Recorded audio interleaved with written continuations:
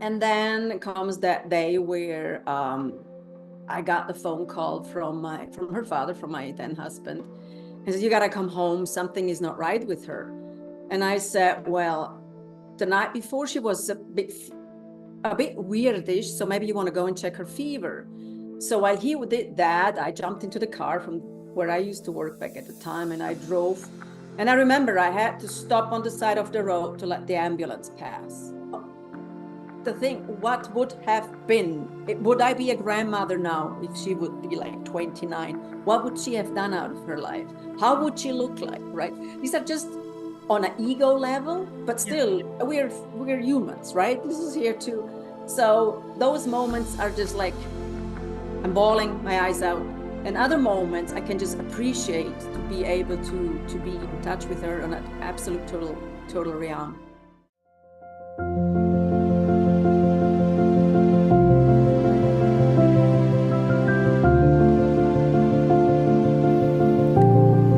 Do you remember me?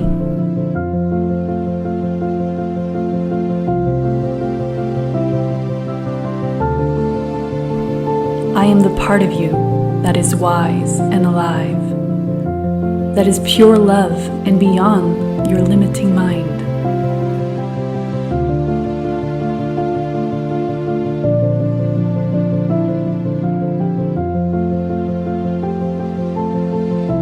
I am the you that is inspired, the you that is creative, the you that has true power.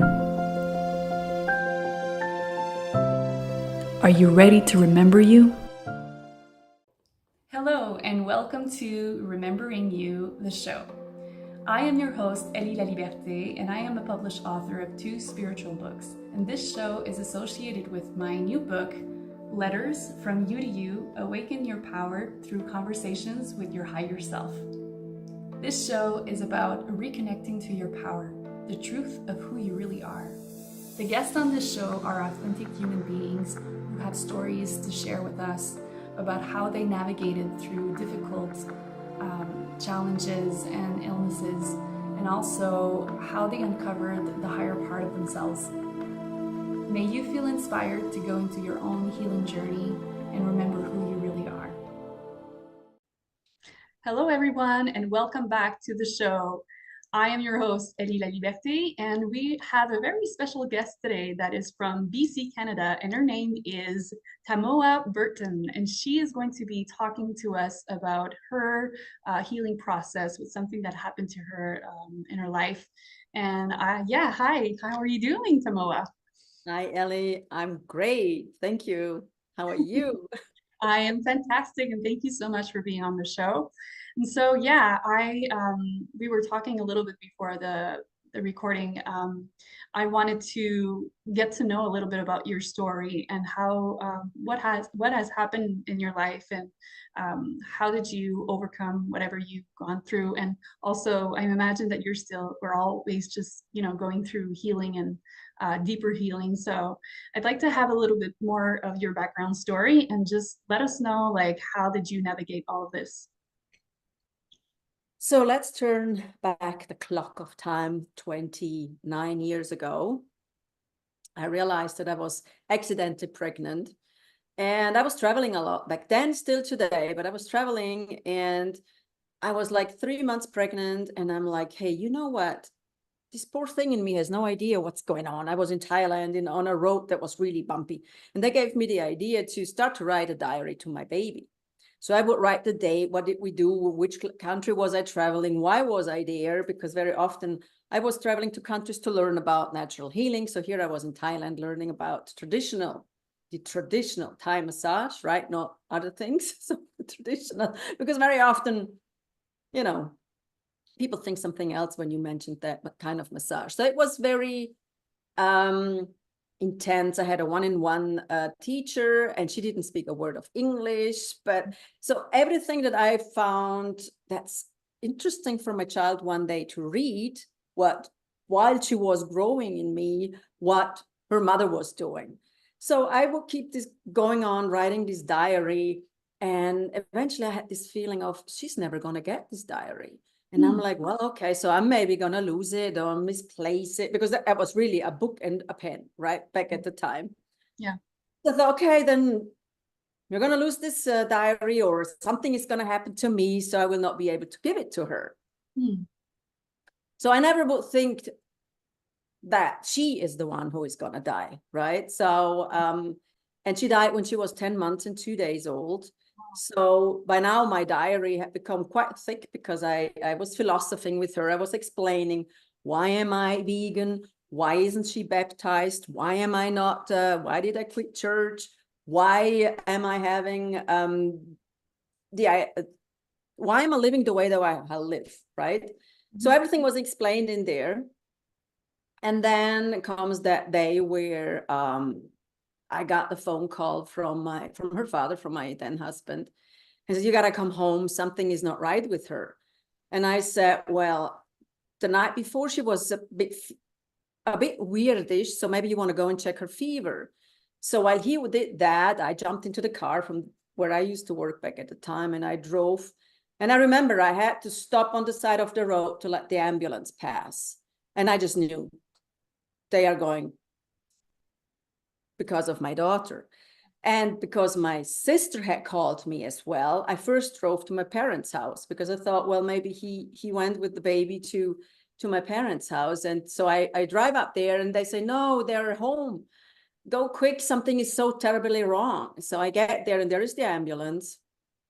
And I get into the house, and nobody knew nothing, just,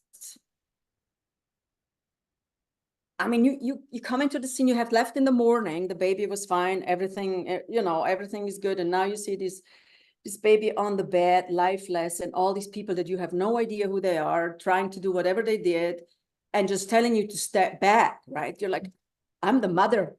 Yeah. And it still comes up. The way how we were treated by the medical team, by the hospital later, was just horrible. Absolutely horrible. Anyway. So, yeah, I don't know how much into the details I shall go, but oh, my dog is here. It's fine. It's all good, baby. It's all good. Holding space for you. So, yeah, we had in the hospital is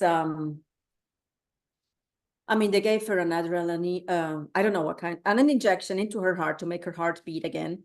But we were told, we don't know how long she was without oxygen, we don't know what happened to the brain and all of that. And the thing is that we were never really allowed to be with her in there, because the ambulance team came and they could go in. We couldn't, and we were the parents. And I'm like, why are they going in to check on my child? We as the parents, we cannot go in. And things like this. And just having this hope that all is going to be good. What happened anyway? Nobody knows nothing. And anyway, that happened on the evening on the October 17th, and in the morning on the October 18th, she passed, definitely. In that time, it was just with a lot of machines keeping her alive. And so that's like 29 years ago. And I was in the beginning on my spiritual way. And I said, no, I don't want to have anything to do with spirituality, with whatever, if this is the price I had to pay. Yeah. So I was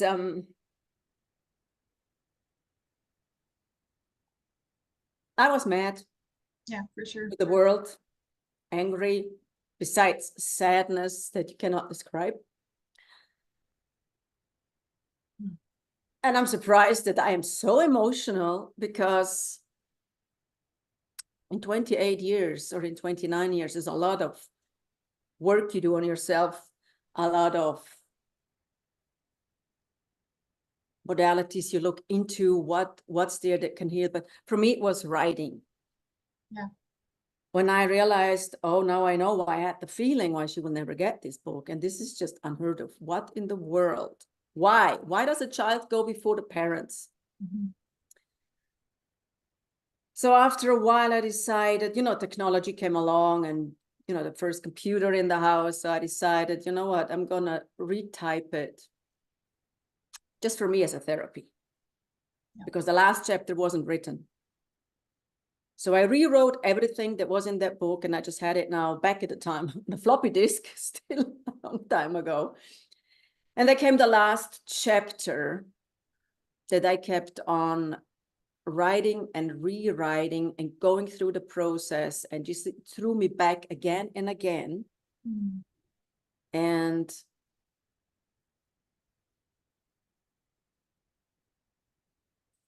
finding answers to the question of why. Why did this have to happen? Did we do something wrong? Mm-hmm. I mean, after how shall I say that the trauma drama that came from the hospital with us as well was after she had passed, they approached us that they want to do an autopsy. And I said, well, she's dead. That's not going to help her bring back. And they said, well, your husband was home alone and he is not from this country. So if you do not agree, you will have the police in the house investigating. I said, are you fucking kidding me? Yeah, absolutely. We are grieving and we are destroyed. Our center of the universe has been taken from us. Why ever? And this is what you're telling? Yeah. Yeah. So we had them on our case for I don't know, for several days, saying, well, if you don't agree, that's what's going to happen. And I said, well, then explain me, what exactly are you going to do? So, oh, it's just going to be a little cut in the neck to check the brain and a little cut at the liver area. Then I said, well, if it's just a little cut, I guess we can live with it if my husband can be left alone. And because I know he didn't do anything wrong, right? Yeah. So I told them, I want to come, or we are going to come and pick up our daughter in the coffin, because back, as I told you before, I grew up in Switzerland, and that happened in Switzerland. So you have, like, as she was a baby, we took her to our parents' house in the coffin so people could come and say goodbyes, right? So, and I told them the pathology thing that we're going to come and pick her up ourselves because it's my child. I don't want to delegate things. I need to process this, and I need to see with my own eyes, seriously. So we arrive, and it was a young guy, and I'm looking at him and I say, how can you do this job, And he looks at my daughter in the coffin, like said, with the finger pointing, this I couldn't do. I had to give it to my boss. And I said, what, this? You're talking about my child? What, this? I mean, I thought, okay, if you do this job, apparently you cannot have emotions. You have to, I don't know. I mean, this reaction was just extreme. Yes. So I go over and I'm asking him, why is she in such a weird position? The head was very high. And I see there is blood on the pillow behind her. And I'm like, what's that? And she had like a headband on. And I'm like, I didn't bring that. I brought it close, right? And I said, I didn't bring that headband. And he says, well, this is to disguise the cuts from the skull. And I'm like, what the heck did you guys do? So they did a total autopsy. I mean, they told me a little cut, and so she was empty. There was no organs in her anymore. Everything was taken out. Wow. Because there was paper underneath her clothes, right? I thought, what is this? So I'm looking, and that was paper towels. And I saw a cut totally. And I said, what? Are you guys butchers? You tell us one thing to just make us say yes for this thing. And this is, you just empty my child? Because later I also asked for her medical papers. And here I would see my child listed in organs and how heavy they were. And And like, this is just so there's no words for it. Yeah, absolutely. And there was one, I think with the whole ordeal, I think I could say there was, from all the doctors we had around us, there was one person that I could call a human. Everybody else was just a machine. Yeah. I mean, seriously. All disconnected. And he even came to the house, and he was sitting there with us and telling about his life, that he also had a child that died. And he was there, and I thought, wow, he takes his private time to come out there to sit with us and talk about this, and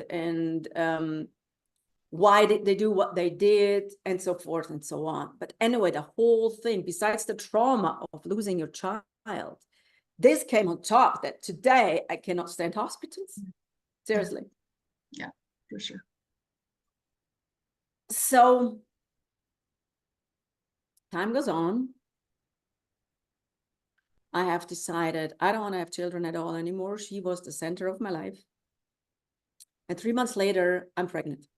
Wow. And This episode is brought to you by Remembering You, the coaching program. As a published author of a spiritual self-help book, it was crucial for me to bring to my readers a program that would help them go deeper into their emotional healing and release childhood trauma. This program includes journaling therapy, Soma breathwork, and hypnotherapy to help investigate, release, and reprogram. Go to lettersbyellie.com to learn more. And now, back to the show. universe, what in the world? Side over me? You take the one child, you give me another one, and I have nothing to say in this? I don't want to have another child. This is it. So when I was pregnant with my daughter, I had such a small belly, right? Although I was 9 months pregnant, I looked like I'm just fat. You know what I mean? Just like, depending on a white t-shirt, they would think, oh, she likes to eat. It's that. So now with my son, I was like a balloon. I mean, just barely, nothing else. I never put on weight when I'm pregnant, apparently. But I just had this feeling, okay, this child comes to say, here I am, and I'm staying. Because I thought, okay, let's do a deal. If you come, I hope you're not going to be a girl, because I cannot take this. And if you come, please stay. So my son is now 27. And he was overdue. He was supposed to be born in September, and he just didn't feel like coming. So anyway, so he was born beginning of October, and my daughter died on the 18th of October. So now I had a two-week-old baby a year after this ordeal with my daughter that absorbed me, of course. And by the way, I do love my son, right? It's not that, right? Yes. So I was also thinking, interesting. So he was born later than what he was supposed to, like 2-3 weeks later, right?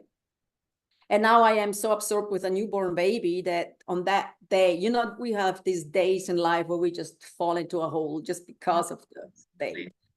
And I thought, interesting that, you know, now I'm so absorbed that day was sad. But yeah, so anyway, this day came into my life now for so many years. And I was caught in the drama for like 20 years. Yeah. Where I'm like, wow, it's the date. I mean, the fact that she died is every day, but that date when it comes up, that you just go back into all the drama that happened that day and the night before. Yeah, it's a trigger, right? It is an absolute trigger. So back to the manuscript that I wrote. So rewriting this last chapter, where I thought, okay, I need to find answers. So I looked into astrology, and people said, well, I mean, with her date, with her parameters, and they said, wow, she has everything in the death. I think it's the 12th house. I'm not into astrology, but all the planets were in there. They said it looked like it had to go this way. There's nothing that could have prevented it. Then I looked into numerology. Then I looked into with mediums and so forth. And although it was all different, the outcome was very similar. And today, 29 years later, I'm a medium myself. So that's what I'm saying. When I'm getting emotional, I'm like, whoa, this wound is so deep, deep, deep, despite all the things that I did to help myself. And I'm able to be in touch with her myself. This physical, you want to know what would have been. Would I be a grandmother now if she would be like 29? What would she have done out of her life? How would she look like, right? These are just on an ego level, but still we're humans, right? This is here too. So those moments are just like, I'm bawling my eyes out. And other moments I can just appreciate to be able to be in touch with her on an absolute total realm. And taking it 20 years where I thought after a while, okay, this is a little bit too long. I mean, grieving is so important. And I studied Ayurveda is an Indian healing tradition that I studied while I was pregnant with her as well. And later on, I studied Ayurvedic psychology. And I remember one of my teachers, she looked at me and she said, why are you so hard on yourself? I'm like, well, what do you mean? She says, well, you think that you have to overcome this, that you have to process it, that you have to digest it. And I looked at her, yeah, otherwise I'm not a professional. I mean, how shall I guide other people through? And she said, no, it's part of your biography. You got to learn to live with it. And I'm like, oh, that's that makes it soft. The other thing was hard, right? You have to overcome this. And when she told me that, and I was like, oh my God, yeah, I'm hard with myself. And yeah, let's accept it. And I realized, oh, that's the word I have the problem. To accept the fact that my daughter died, to accept the fact that my child died before me or before us, our generation, that a part of me was in that tantrum with universe. How dare you, right? Anyway, and I realized that I have to learn to accept before I can really heal. Exactly. Yeah. Now, if I'm crying when I'm talking about it, sometimes I do, and very often I don't. So that's why I'm surprised why I'm so emotional today. I don't know, something triggered it. But Beautiful. 20 years in the making till I finally allowed myself to sit down and say, hey, you have not accepted it. That's why it's still such a thing.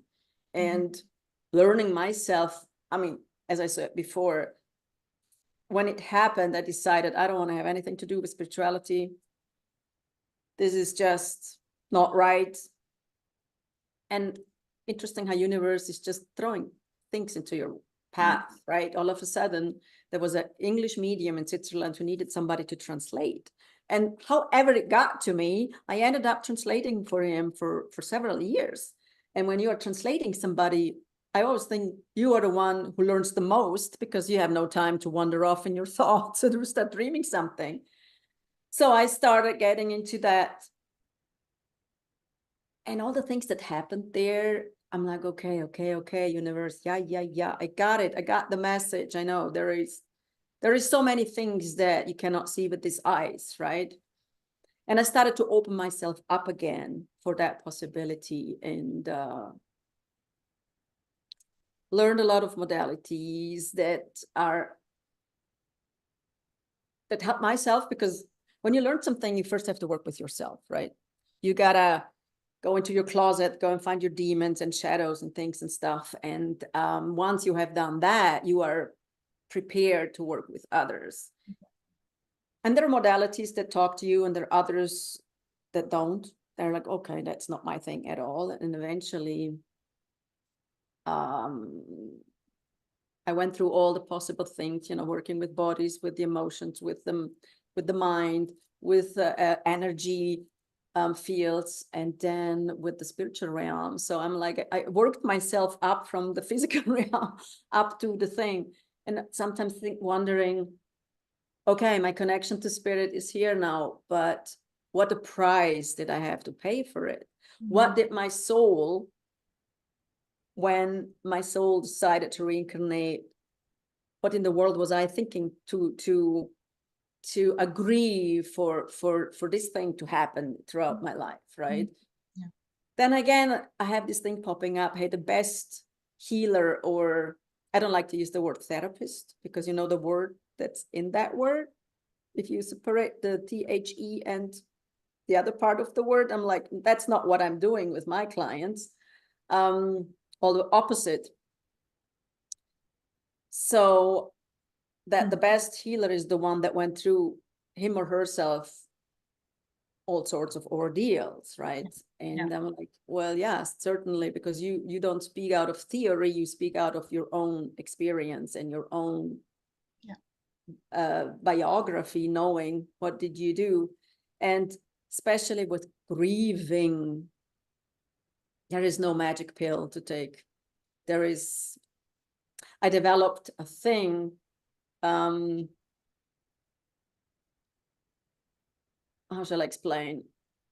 I do like to work with oracle cards just because they're a wonderful means to speak with your subconscious. So your subconscious can communicate it's not about fortune telling and stuff, but just to see what is in your subconscious that needs to look at as well, that somehow is connected with this grieving process, that you can look at those things as well, that your grieving process can find ease, or can give some sense, if that makes any sense. I mean, so yeah. Wow. And that's that. My manuscript is somewhere in a box back in Switzerland. It's in German, right? And I sometimes get the nudge saying, oh, maybe I should write it again and see what's happening with me now when I'm writing again, but in another language. And to be able to put peace into it. So far, it was tears and heartache and questions and no answers. And now that I haven't touched it for so many years, rewrite it, go through it again, and putting the wisdom that I have today into it as well. So maybe one day I'll. Absolutely. I think that would be amazing for you to reconnect to that, because it's so powerful within you, right? So yeah, this is quite an amazing story. And I just want to say thank you so much for your vulnerability, because there are people out there, that go through similar things and that need that inspiration, that need to see the vulnerability of someone who went through something like that. And not only did you go through it, you actually were strong enough and had enough resilience that you build within yourself to actually, heal yourself from this as much as you can, right? Because of course, like I believe that we cannot heal everything completely. There's always, like you were emotional earlier, like there's always something that can stay for sure. The energy is still going to be there a bit, but yeah, I'm just really amazed of your resilience and your so much power in there. And I believe that, as the more that we can be vulnerable with our stories like this, the more that we're healing the world and not just us, right? So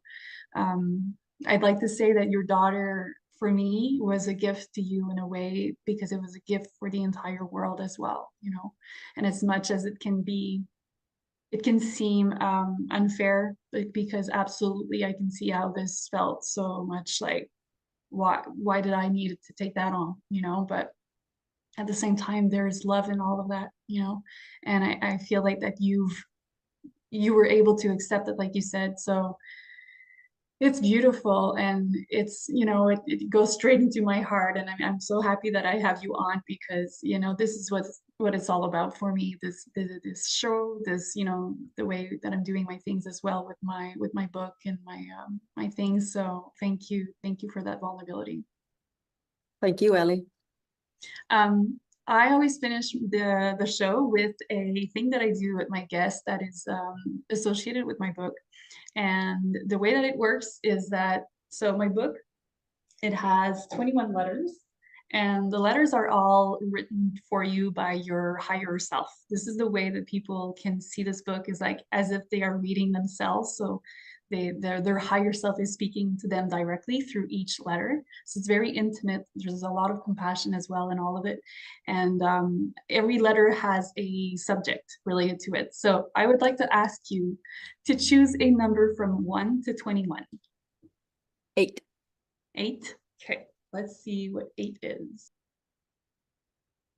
Oh, that's going to be cool. So number 8 is about creative energy.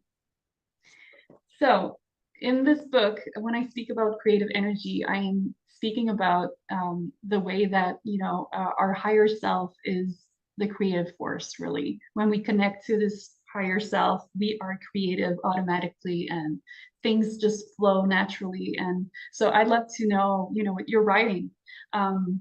In all of this, in your darkness and in this drama and is in your trauma, sorry, how did you feel like, because I see that you have things right now that you are offering as well with some coaching, I believe. So how did this all got to be creative in your own life? And yeah. I have always been a creative person. In my younger years, I would paint or I would draw or I would knit. It was always a phase of something. And the writing, which is interesting enough, though, I started journaling when I was so young, I think 11. Wow. And I stopped when my daughter died. So for so many decades, I've been writing. Well, this is not true. Hang on. I was only 25 when she died, right? But so let's say for 14 years, I have been writing daily. And after this happened, and I had written the diary that was supposed to go into her hands, I just stopped with that totally. And today I'm journaling again. I started again, not that long ago, but I started again. And I realized how important journaling is because it does something to your subconscious. Mm-hmm. It does something like unintentionally almost when you write down out whatever bothers your mind, maybe that this is just like, how shall I say, like an invitation to universe to step in to your rescue or to your help, right? Because there are certain things that with our limited mind, we have no solution to it, right? But if we allow universe or spirit to come in and help, then all of a sudden we have aha moments. Like today I'm an Akashic Records medium and a psychic medium, right? So when there are moments where I'm like, okay, my mind is limited. So I'm tapping into the Akashic Records and say, hey, spiritual team of mine, I need your guidance. But the thing is also, you got to ask. And so for whomever is not a medium, journaling is so important to have this creative flow flowing because we're all creative. Yeah. And some people just don't do anything because they are stressed or they have no time, why ever. But if you allow to whatever talks to you, and if it's just for a few minutes per day, something is flowing and helps you in your daily life, right? That's beautiful. I love it. And yeah, me too. Like it's been quite a journey with journaling. I've been journaling all my life as well. And I mean, like my biggest creativity has been with my writing because there's just, like you said, like there's just so much flow that comes out of it. And it's energy for me that comes out of me through my writing. It's kind of like that, it's just natural. And I do believe that, sometimes people, they don't know exactly how to be creative and what to go in. They think that they need to paint or they need to sing or they, something like that. But simply, yeah, just writing things out is being creative. Yes. That's it's so simple, and yet we don't think about it. Like someone will not think about doing it, but there's so much power in journaling. Yeah. And if you journal, it's not because you want to be a bestseller author one day. No. It's for your inner peace of mind, right? Yeah, for you. And to trigger solutions to come into your life. If you go back like 10 days later, you go back and you read what you wrote 10 days ago, very often you realize, oh, what bothered me then is actually has taken care of itself. It's no longer an issue. And I just love it. Yeah. Fantastic. I just love it. All of it. Thank you so much for taking the time to be on my show. And I wish you really like all of the best. And can you just let us know quickly how we can find you through, social media, or if you have a website that people can find you? Yeah, on Facebook, you find me very simple, Tamoah Burton. And I do have a website. It's called soulcompact.com. And there, under events, you also find dates where I offer once a month free healing circle with the Akashic records, where I just tap in to see, according to the audience it's a Zoom thing, it's online, right? What is needed for these people in this moment of time, right? So it's every time something else, and it's just a half an hour where I'm like, hey, I just feel like, and it's it's each time I could also write down what came through, because it's so beautiful and it's so healing and it's so profound and it's just like mind blowing, and I love it. So that's something I could offer whoever feels drawn to it.